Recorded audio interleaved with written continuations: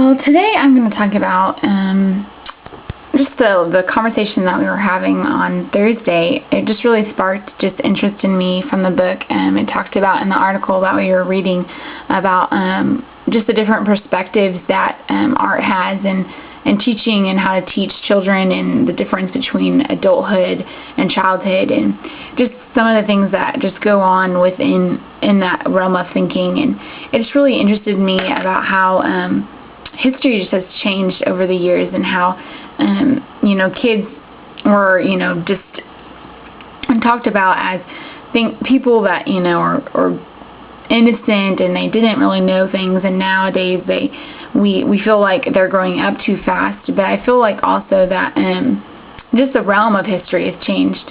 I mean, a few years ago, kids were being enlisted, and they still are now, but they were being drafted and forced to go to war, and now they have more of an opportunity not to do that. Or I feel also, as my own experience, my grandfather, he was working at the age of 10, out in the fields, and now you don't see that. You have to be 16 or 15 to even work, and I feel like in some aspects, kids do have to grow up more, but then they don't as well as if you look back 20 years.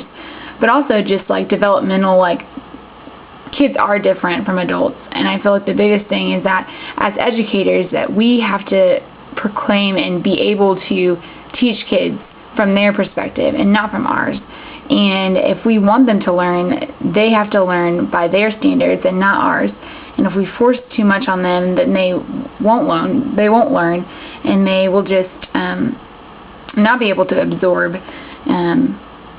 what we're teaching them. And I think that through our history and through research and things that we find, we can teach kids properly, and that we can excel in what we do and make a difference in the world as teachers. And I think teaching is one of the most important profession anyone could ever go into, because it really does affect the way our society is and how our future will turn out.